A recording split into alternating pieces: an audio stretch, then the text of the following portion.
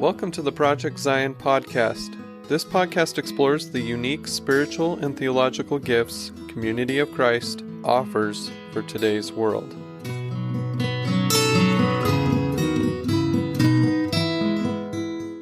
Hello, and welcome to the Project Zion podcast. I'm your host, Carla Long, and today I have a very dear and wonderful friend on the show, and I'm so excited to introduce Stephen Donahoe to you. Hi, Stephen. Hi, Carla. Stephen, thanks so much for being here. I'm so excited to talk with you and all the listeners of the Project Zion podcast. Oh, you're so sweet. So Stephen is going to talk about his job and how he lives out his job within the mission of his life. And I'm really excited to hear about that. You're also listening to the What's Brewing series about how we live our mission out in everyday life. So Stephen, before you jump into your job, which I know is very important and very cool, I would love for you to tell us a little bit about yourself and just so we can get to know you. Yeah, absolutely. Well, I am a young adult, still Carla, 35. I'm still going to be called a young adult. You're totally in, Stephen. You're totally in. Excellent. I'm glad to hear that. I was raised in the Community of Christ and went to Graceland University, which was a wonderful experience. Met some of my bestest friends ever, who I've kept in touch with. And then moved to DC, actually, to work at the Friends Committee on National Legislation, which I'll talk more about. And I love being in Washington. I love my job and really working on some of the issues that I care most about and that have been core parts of my entire life. And personally, I'm married. My husband is an economics professor, which is great because I don't understand economics very well. And we live here in Washington, D.C. Wow, I didn't know he was an economics professor. That sounds super duper duper smart. Yes, I just nod and smile. Yeah, honey, that sounds really interesting. Thank you for telling me that. Exactly. So you work for the Friends Coalition? Friends Committee on National Legislation. Friends Committee on National Legislation. So tell us about that. I don't even know what that means. Great. Absolutely. Most people don't. So the Friends Committee on National Legislation, or FCNL, is a Quaker peace and justice advocacy organization.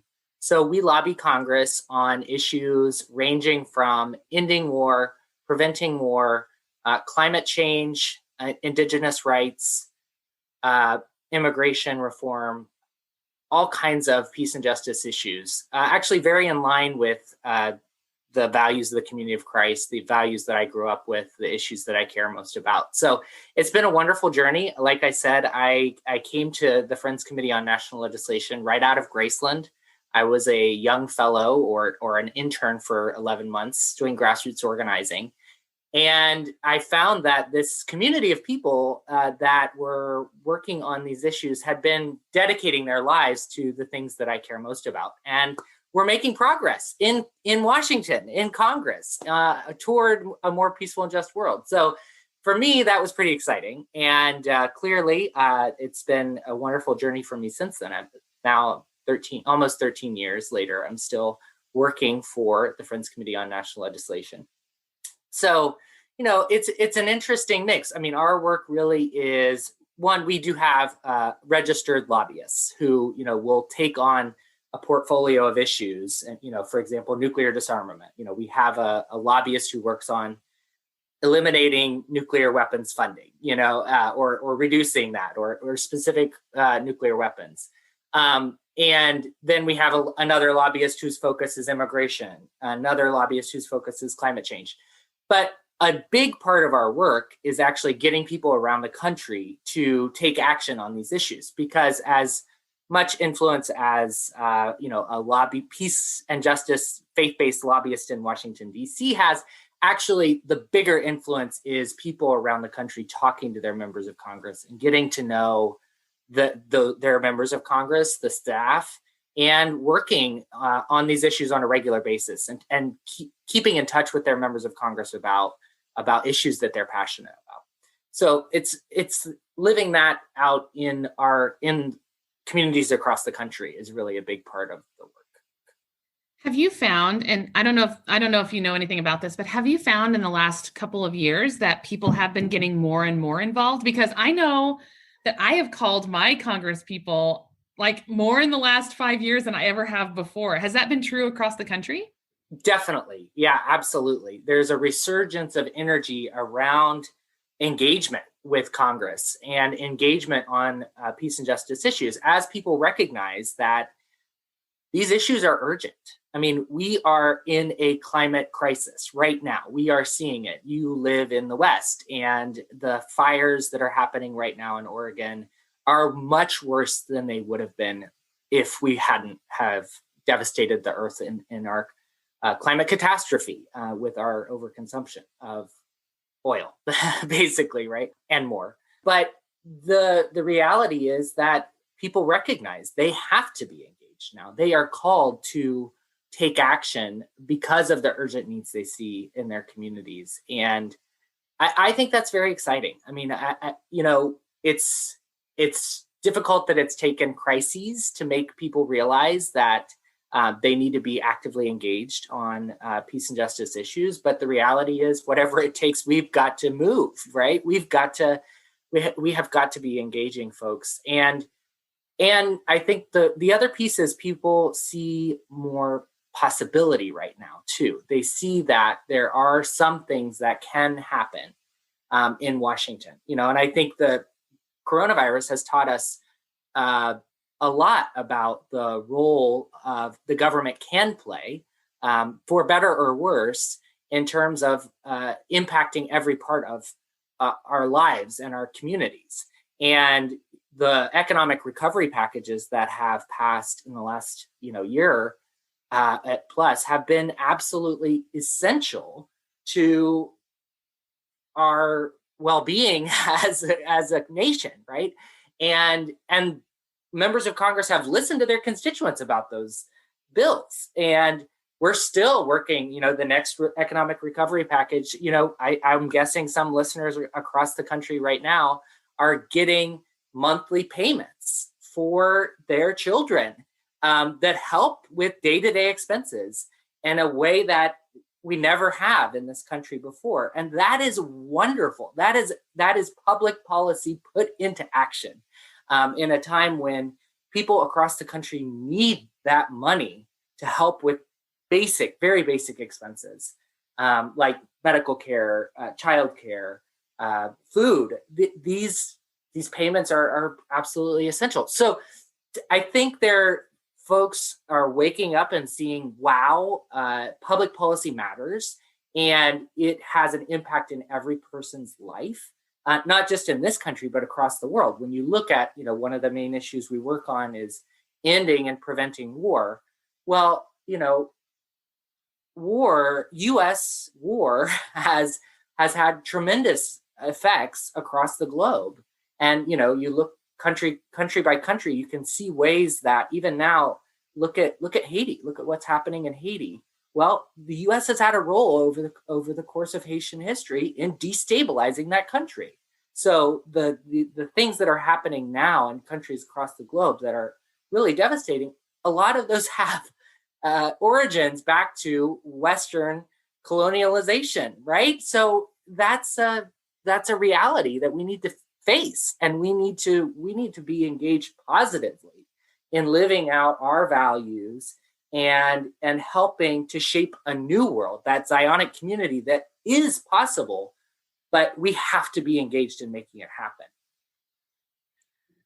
Oh, Stephen, I can feel your passion. It makes me really excited too. I remember thinking like 10 years ago, as a middle class, educated woman who has a family that as a safety net, who I could always fall back on. I remember thinking, it doesn't matter who is in Congress and it doesn't matter who's in the White House. My life will change very little. Well, that is no longer true. Like I have seen very clearly that is no longer true, and that while my life may not change or may change, I have responsibility to do what I can to help those other people and to look outside my perfect little world and see what my actions do to either help or hinder other people. So I I have come to this realization just in the last 10 years. And I hope other people are smarter and quicker than I am in that, because we need activists, right? Absolutely. Absolutely. And you're not alone in that taking time, right? And we're all coming to that realization over time, and people are on that journey, but we can help inspire people to be involved, right? We can help. And I think the key is helping everyone in the US to know that their voice can make a difference, because, a lot of people care about these issues. When you look at the enduring principles, we go back to the worth of all persons. Well, how can you honor the worth of all people if people literally do not have enough food to eat?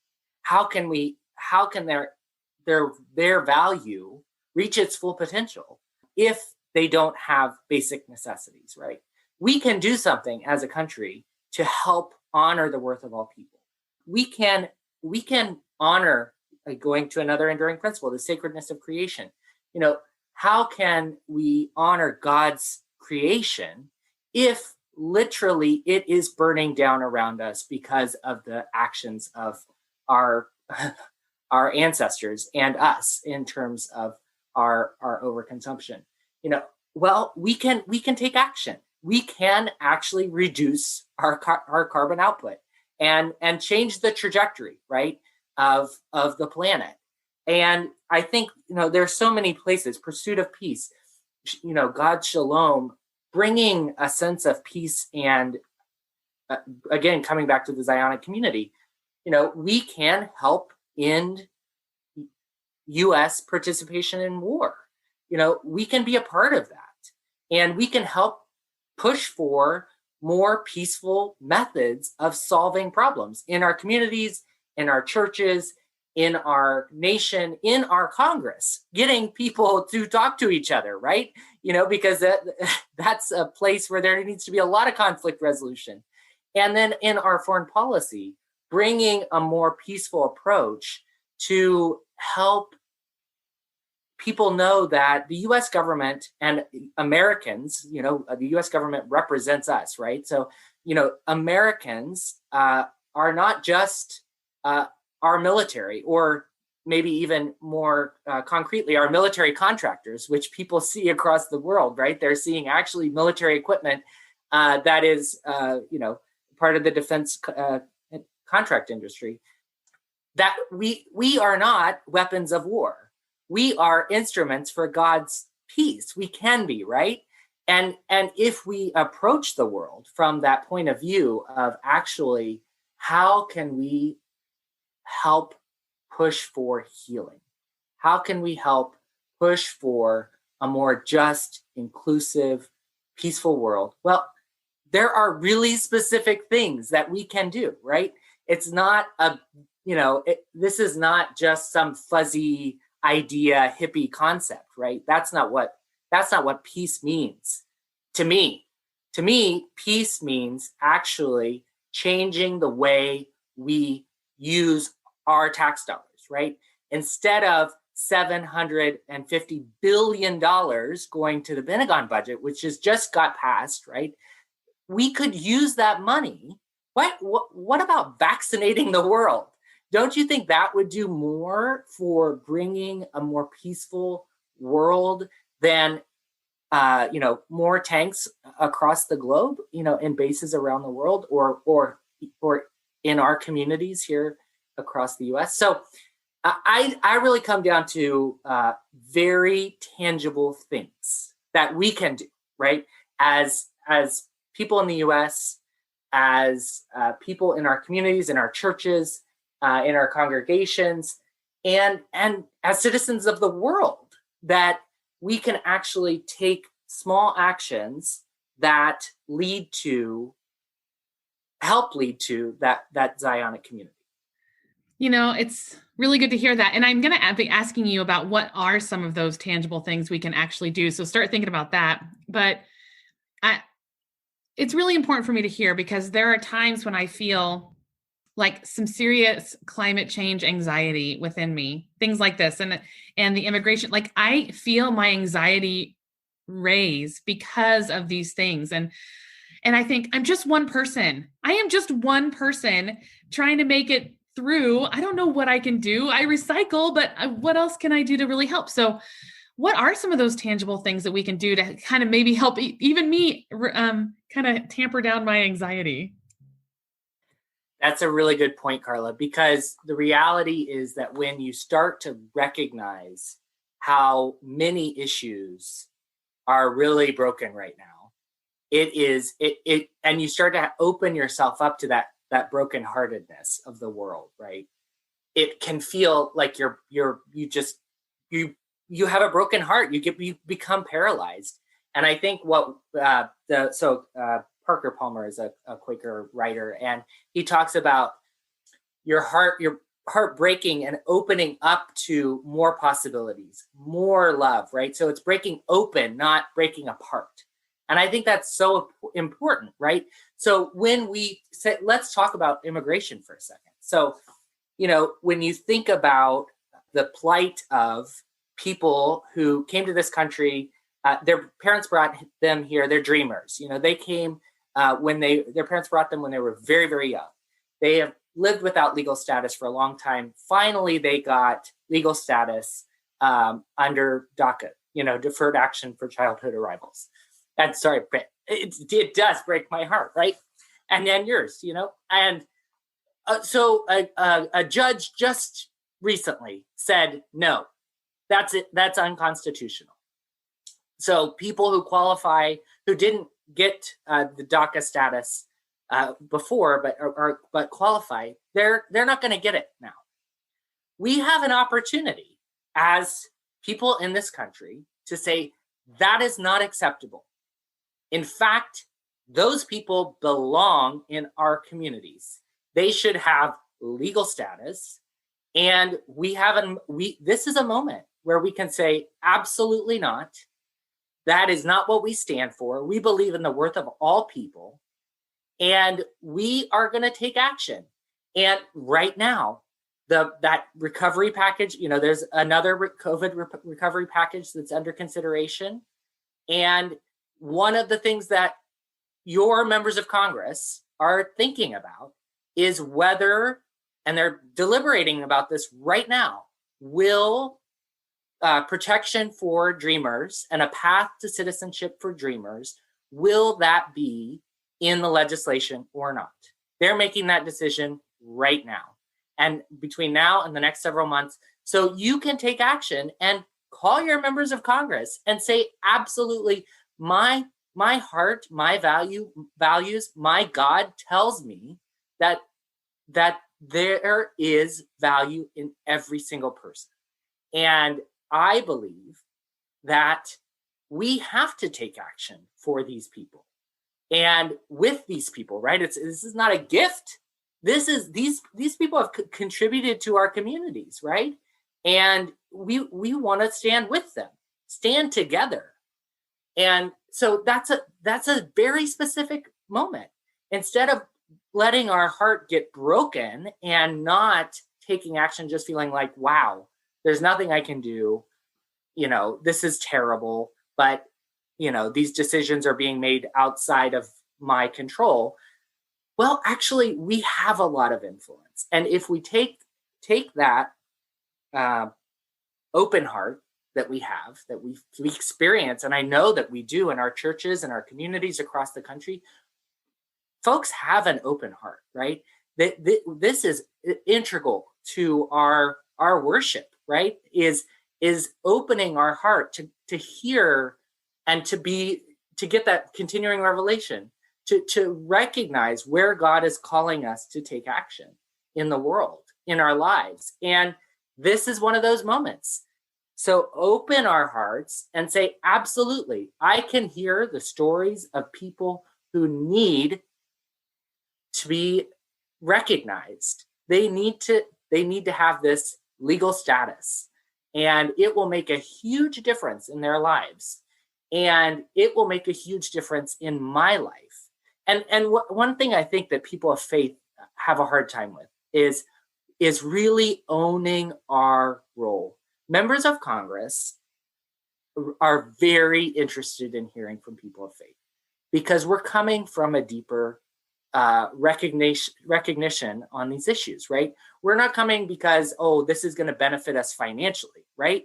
That's not why I care about these issues. That's not why you care about these issues. We care because our faith calls us to care, right? We care because our hearts have been opened to these people. And that's powerful.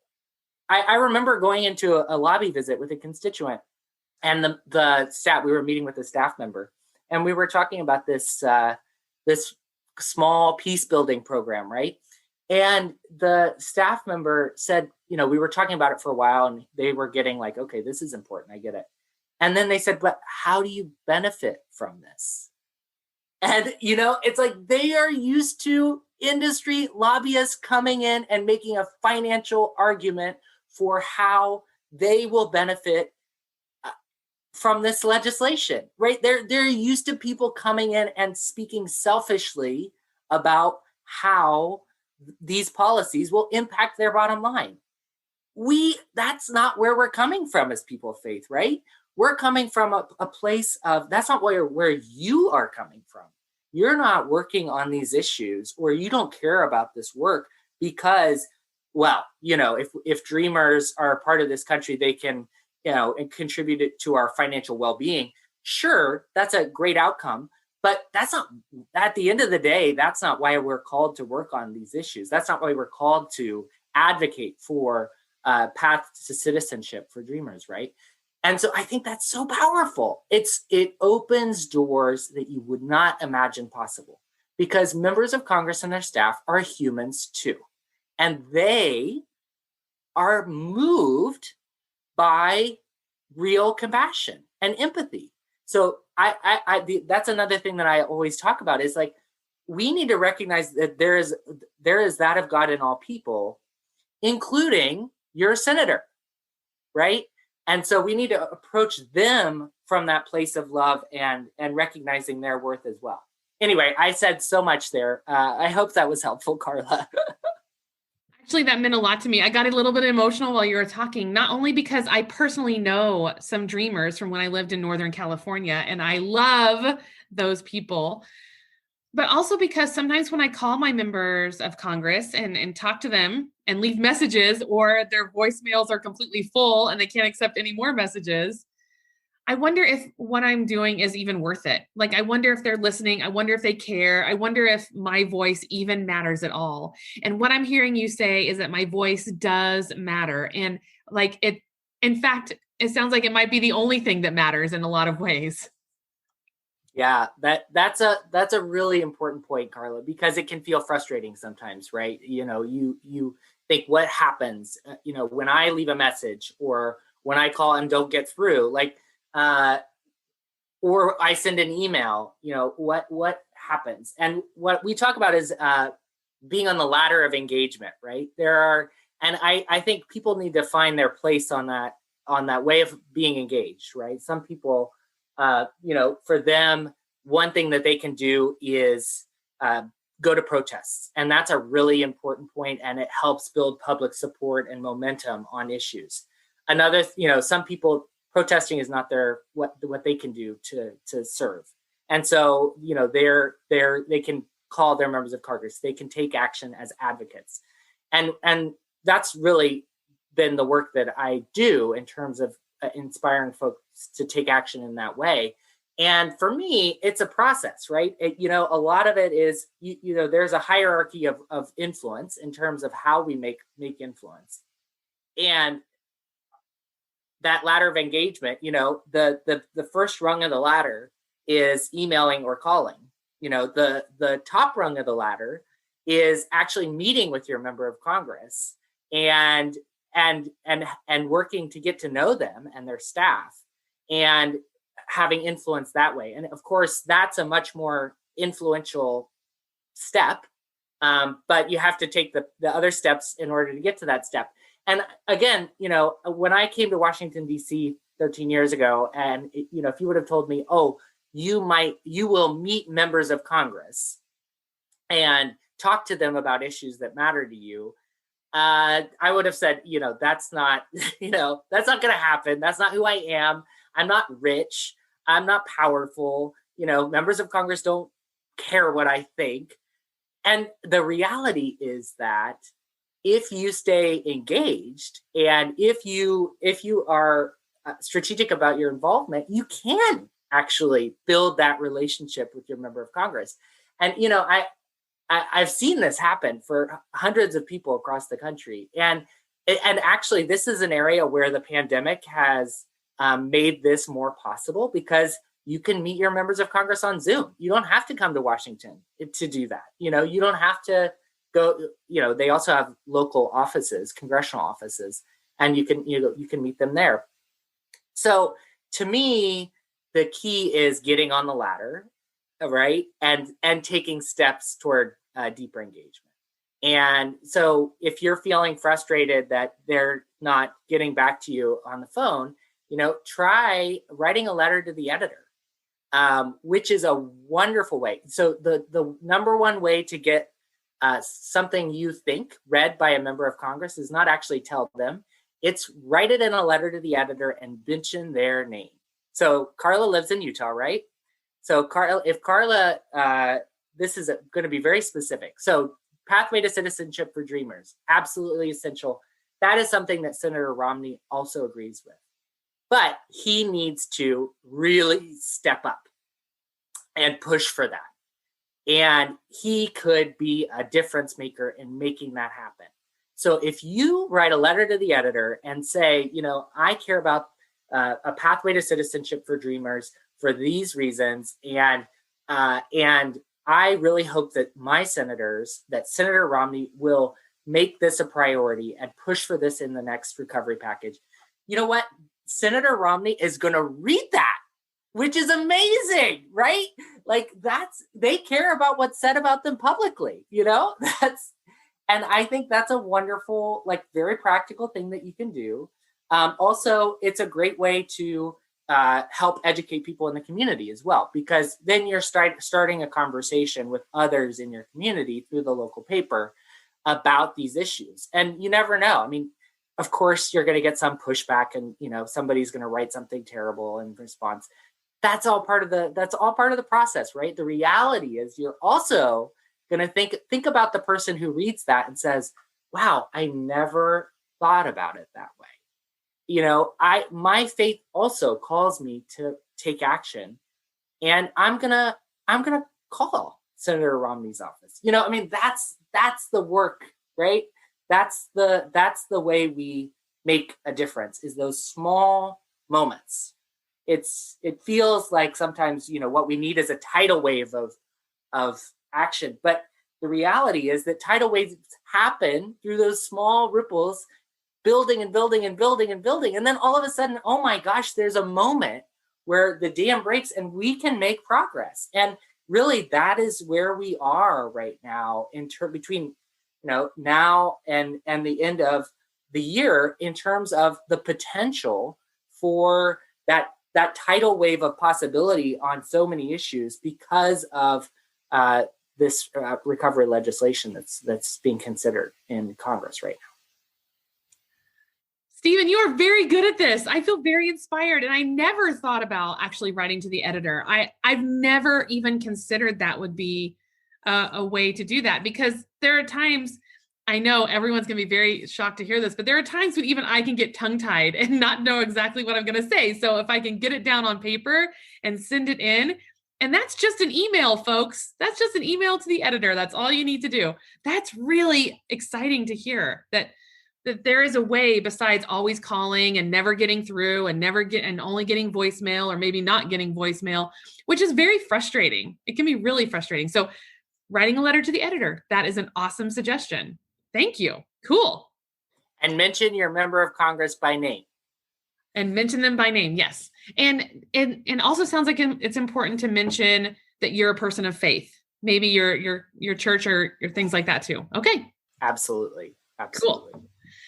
I'm going to switch gears a little bit because I'm really curious. I know that FCNL has worked with Community of Christ in a lot of different ways, and I would love to hear how Community of Christ and FCNL have worked together.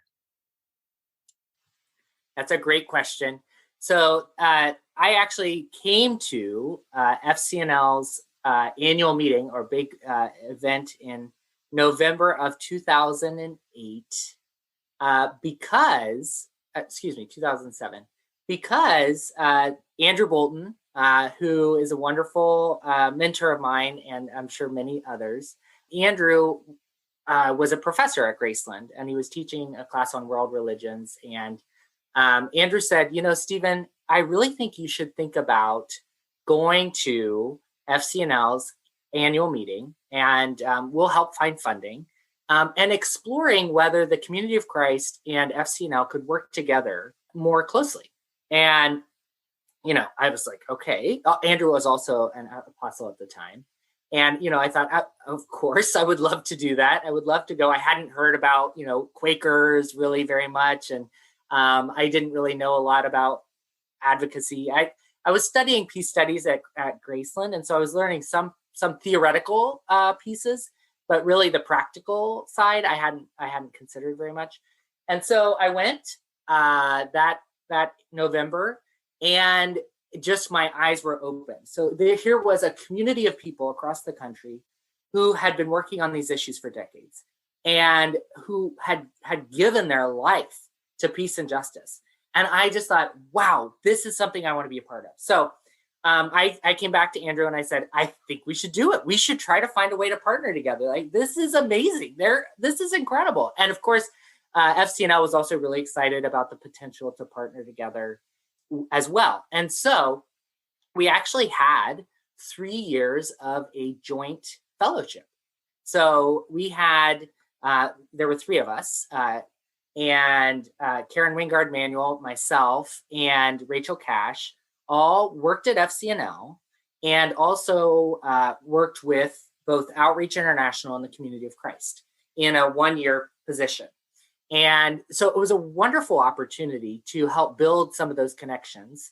And so I would travel, or those of us, we did kind of different work when we were in the fellowship, but one of the things that I would do would be to, as I was traveling doing grassroots organizing with the Quakers, I would also visit Community of Christ congregations and talk about just the kind of things that I've been talking about today, how people can get involved on these issues. And so we had, like I said, 3 years of the fellowship, which was wonderful. Unfortunately, the funding ran out, and so we didn't continue in that regard, but the partnership is still there. And so we've had FCNL staff come to peace colloquies. We've had FCNL staff, including myself, at World Conference, and we've had booths at peace colloquies and things like that. So it's been a wonderful partnership. And, I think what for me is this, the key is interfaith work together and ecumenical work together. And I actually serve on the ecumenical and interfaith ministries team with several others, of course, across the world church and the Community of Christ. And one of the things we're looking at is how can we continue to build these ties with other denominations who care about this work so much, right? And who have different expertise. I think that's the piece for me is, Quakers and others involved with the Friends Committee on National Legislation. FCNL was the first religious lobbying organization. We were started in 1943. And, really this idea was very new then. And since then, there are a lot more folks who've joined in and having offices in Washington, D.C. But the Community of Christ doesn't have an office in Washington, D.C. But what we can do is work with other denominations that do have a bigger presence in Washington and help take some of these opportunities for engagement back to our congregations. And I think that's what's so powerful is, we can have an influence through organizations. Another is Bread for the World, right? The Community of Christ has had a tremendous partnership with Bread for the World for a long time, and it's very powerful. The Community of Christ has been active with ecumenical advocacy days. And again, here's an opportunity for us to work together as ecumenical and interreligious groups. And really, we're stronger together, right? We're stronger when we bring our values and the issues that we care about most to the table and our unique identity, and combine it with, okay, well, what do the Lutherans think about this? What do Methodists think about this? What do Quakers think? What about Mennonites and Catholics? And we have different, right? There are differences, of course. But there are ways that we can work together on some of the core understandings of Christian teaching. Of course, there's a lot of commonality there. There's also commonality with other religions. And that's so powerful. And you talk about influence. When you get a Jewish rabbi, a Muslim imam, and a Community of Christ pastor together, and you meet with your member of Congress, all of a sudden it's a very different conversation, right? It's one thing to say, oh, we care about this, in our community. But it's another thing to say, wow, this community here, this community here, this community here, we're coming from very different perspectives, but we all believe that in the worth of all persons, right? In that of God in every person. And we all believe that we need to, for example, take action and protect, provide a pathway to citizenship for dreamers. That is so powerful when we work together in that way. I was just looking up one of my very favorite things to do in Washington has been this interfaith unity walk. So if you haven't been to the Washington, D.C. Community of Christ, please visit, because it's an incredible space. And we're actually on Massachusetts Avenue, and we are in this path of really cool Christian and other Christian denominations and other churches and religions.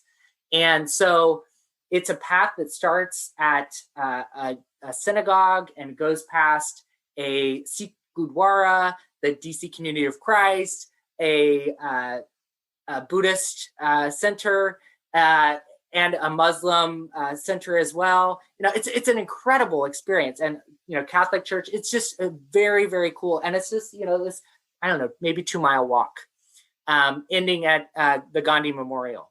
And so that for me is a visceral, is especially started after 9/11. And it's a visceral moment of we're working together. We are walking together as people of faith, coming from very different backgrounds, but with similar concerns. And our faith is calling us to take action and to work together. And that is so powerful, right? That is powerful. And certainly you're welcome to do that in Washington, D.C. I think the next one is sometime in September. But these are things we can do in our communities too, right? You can get to know the local rabbi. You can get to know someone at the Catholic people in the Catholic Church. You can get to know others in your community, local Quakers, and we can build this movement, this tidal wave that we talked about, one ripple at a time, and that ripple can start with you. And that's so exciting to be part of something bigger than all of us, right? It's bigger than it is God's shalom, right? This is part of being a part of God's shalom. So it's exciting to me. It's exciting to me too. I love how in Community of Christ, we actually think that there's truth in all religions. There's truth out there. And if we get to know a Muslim imam or a Jewish rabbi or whatever, we get to see how they see God too. So that really opens our understanding of who God is as well. And so it can only be a good thing to get to know more religious people in your community and other people in your community as well. I've been very lucky in Salt Lake City. I'm part of the Salt Lake City Interfaith Roundtable. I'm also part of another group of clergy. I'm also part of the Utah Valley Interfaith. And I have been astounded by what I've learned when I go to and meet with new people. Anyway, it's just been fascinating and exciting and fun. And I feel like, most importantly, I feel like I'm not alone, like trying to make my way through this jungle all by myself. There's a lot of us trying to make our way through. And so I hear about more opportunities to serve and more opportunities to help people. And that I wouldn't have heard about them had I not been a part of this group. So I'm with you, Stephen. Get involved, meet those religious people. You'll be so excited and surprised by it. I know you would. I know. Okay. So my last question for you is all about, I don't know how much you like to talk about it, but it's all about money. So sometimes I'm a bishop in Community of Christ. And of course, bishop for us means that I talk about generosity all the time. And sometimes I feel like people are so sick about hearing about generosity and sick about talking about money, but money is an essential way to build this world that we keep talking about here on this podcast. So how do you see the integration of like spirituality and fundraising? And can money like heal the world and not just add to its destruction? So can you talk to me a little bit about that? Well, Carla, you're really hitting on all my favorite conversations. So that's wonderful. I also love to talk about money. I do grassroots organizing, but actually I am the director of development at the Friends Committee on National Legislation. So my job is primarily raising money for peace and justice. And I moved pretty quickly. I was doing grassroots organizing for my first 2 years at the Friends Committee on National Legislation. And then I realized very quickly that the sense of asking people to take action, like we've been talking about today, in lobbying their members of Congress, using their time to work toward this world we seek, is actually very similar to asking people to use their money to work toward this world we seek, right? These are all ways that we have within our own means that through the generosity, grace and generosity, coming back to that enduring principle of grace and generosity, we have been blessed to be a blessing, right? And I think that's so powerful. And I actually have been reading a really interesting book by Edgar Villanueva, and it's called Decolonizing Wealth. It's very interesting, but I just want to read just a quick passage from that. So money is like water.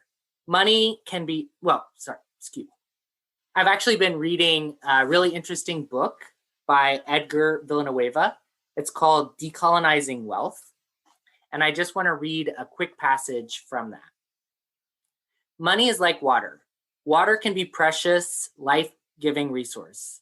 But what happens when water is dammed or when a water cannon is fired on protesters in sub-zero temperatures? Money should be a tool of love to facilitate relationships, to help us thrive, rather than to hurt and divide us. If it's used for sacred, life-giving, restorative purposes, it can be medicine. And I just love that. So Edgar Villanueva comes from an indigenous perspective, and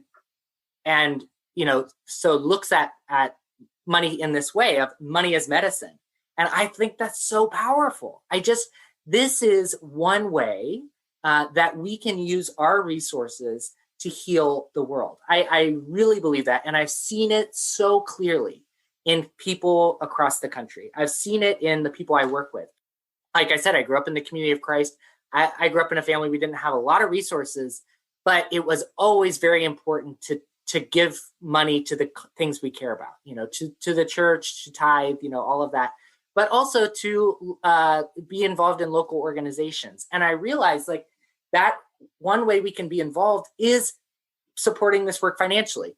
And for me, like leveraging our resources, whether that's your time, whether that's your money, whether that's your talent, it is so powerful because that, like we were talking about before, it's again contributing to the ripples. And one of the things that has been so wonderful for me is to also see this from a donor side, right? So also as, again, I don't have a lot of money, but I can give monthly to things that I care about. Even $10 a month makes a difference in terms of the financial stability of an organization. If they have thousands of people across the country giving $10 a month, it has a huge impact.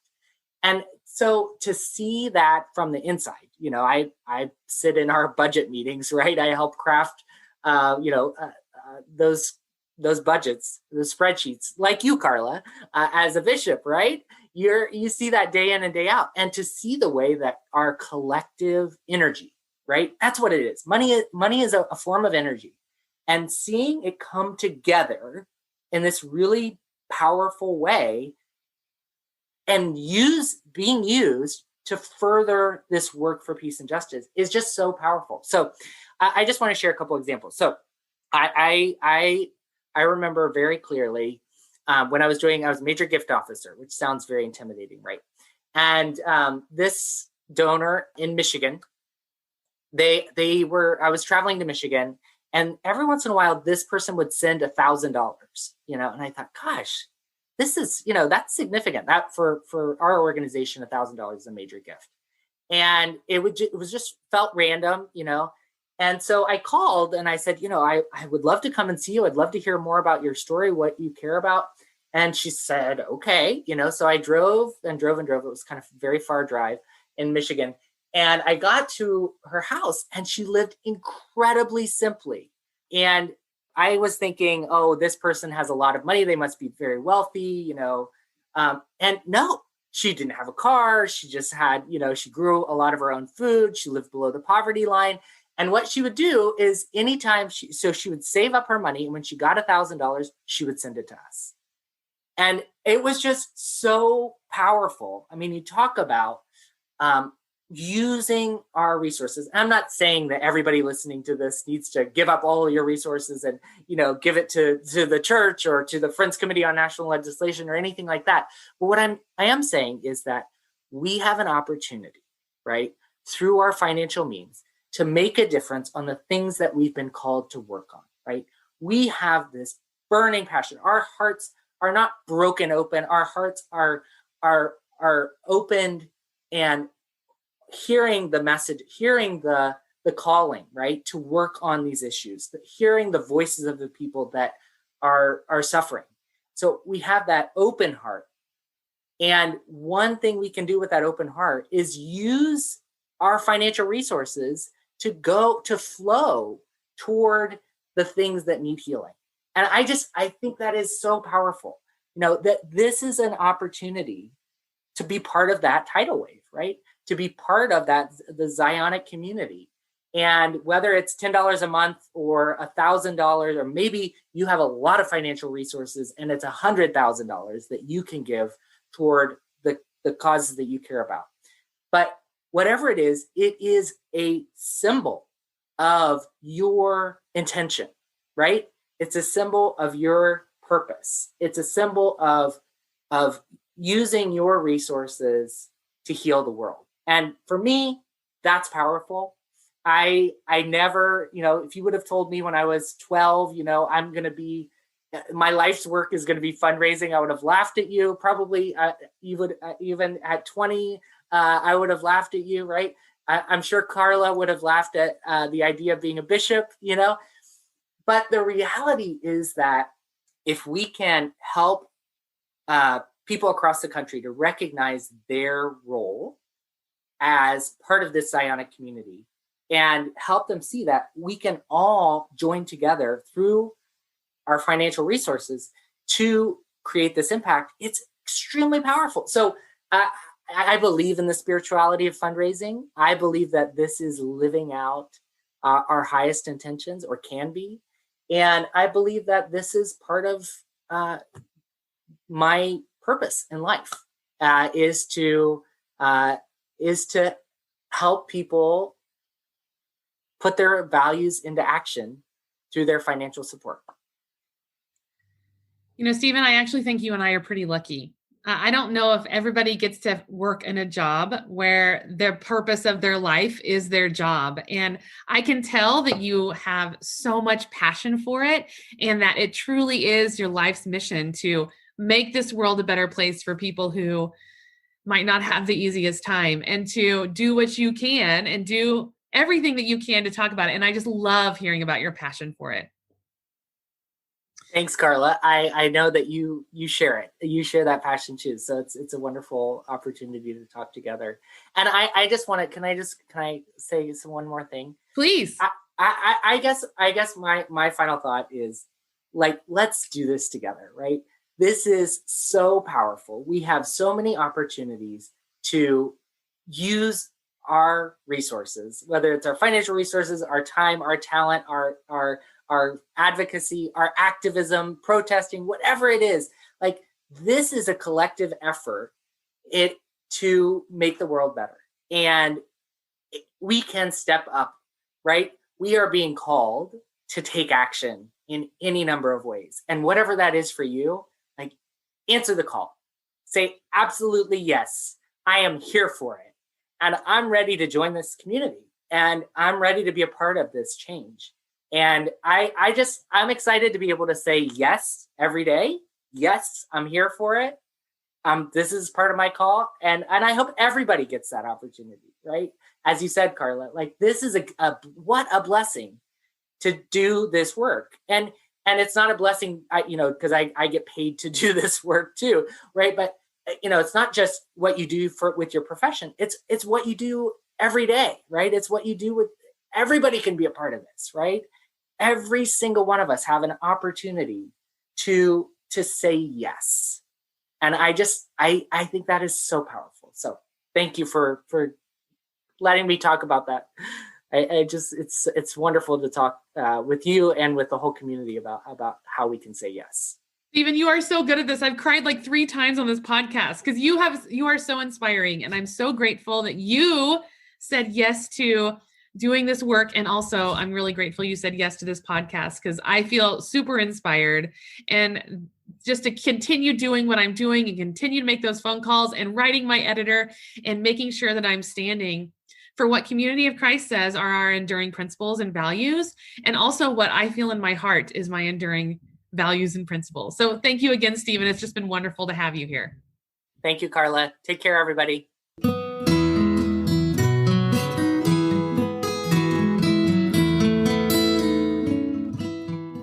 Thanks for listening to Project Zion Podcast. Subscribe to our podcast on Apple Podcast, Stitcher, or whatever podcast streaming service you use, and while you are there, give us a 5-star rating. Project Zion Podcast is sponsored by Latter-day Seeker Ministries of Community of Christ. The views and opinions expressed in this episode are of those speaking and do not necessarily reflect the official policy or position of Latter-day Seeker Ministries or Community of Christ.